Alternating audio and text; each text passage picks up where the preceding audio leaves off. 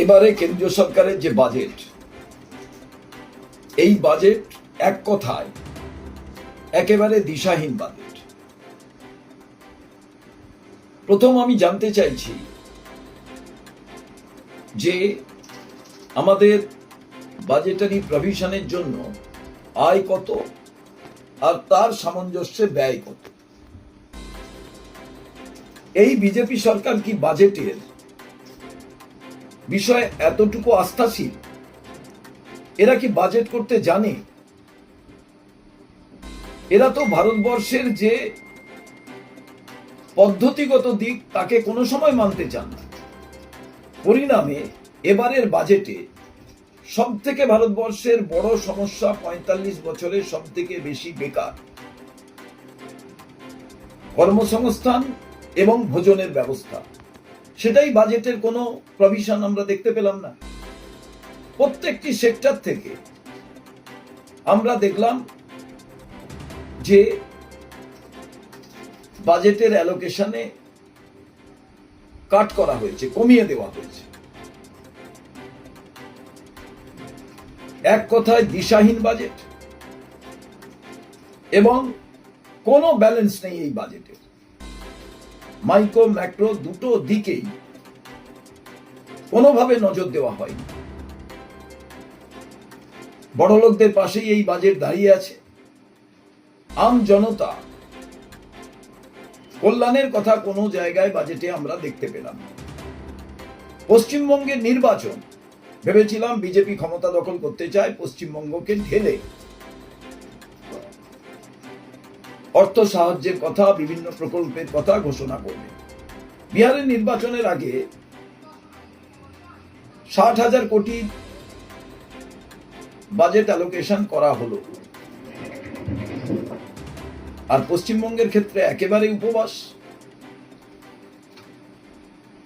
বাংলাকে কি এই বিজেপি সরকার ভালোবাসে না? যে প্রকল্পগুলো এখনো পর্যন্ত পড়ে আছে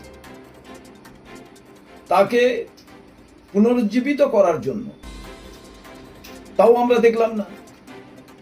১০০ দিনের কাজে ৩ বছর কাজ বন্ধ আছে। সেই যে বকেয়া, সে ব্যাপারেও সুনির্দিষ্ট কোনো বাজেটে আমরা ঘোষণা দেখতে পেলাম না। আমরা দেখতে পেলাম না যে শিক্ষার জন্য, স্বাস্থ্যের জন্য আলাদাভাবে বাজেটে বিশেষ প্রভিশন রাখা হয়েছে। উল্টে সমস্ত সেক্টর থেকে বরাদ্দ কমিয়ে দেওয়া হলো। ভারতবর্ষের অর্থনীতি নাকি খুব গতিশীল, সারা বিশ্বের অর্থনীতিকে চ্যালেঞ্জ করতে পারে। আমি নাগরিক হিসাবে খুশি হতাম।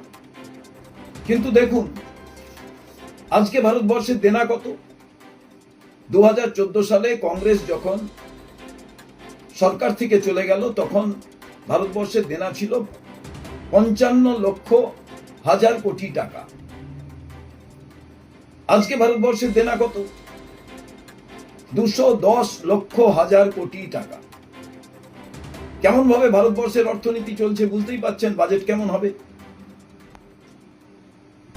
এত ওয়েল ইকোনমি যদি হয়, প্রত্যেকদিন কোলাপস কেন করে যাচ্ছে? এই রুপি কোলাপস করে যাওয়ার কারণটা কি? টাকার দাম কমে যাওয়া মানে ভারতবর্ষের প্রাতিষ্ঠানিক যে শক্তি সেটাই তো কমে যাচ্ছে। স্বাভাবিকভাবে বাজেটে তার প্রতিফলন তো ঘটবেই।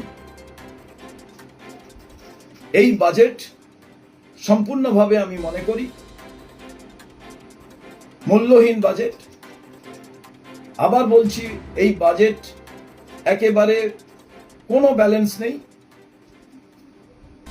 দিশাহীন বাজেট, একেবারেই জনমুখী বাজেট নয়, বরং মানুষের কষ্টের মধ্যে পড়বে এই বাজেটের যা যা ঘোষণা আজকে হলো। আমরা এই সরকারের কাছে বাজেট থেকে কোনো কিছুই আশা করিনি। ভেবেছিলাম নির্বাচন আছে, এত জেতার চেষ্টা বিজেপি করছে, হয়তো তারা এই বাজেটে এমন কিছু চমক থাকবে। কিন্তু এই বাজেট দেখার পর মনে হলো বিজেপি এ রাজ্যে আগে থেকেই ভেবে নিয়েছে যে তাদের কোনো রকম সমর্থন পাওয়ার আশা নেই। সে কারণেই তারা ওয়েস্ট বেঙ্গলকে এই বাজেটের যে ঘোষণা তার মধ্যে গুরুত্বপূর্ণ কোনো জায়গায় রাখেনি, যা মানুষের কল্যাণ হতে পারে।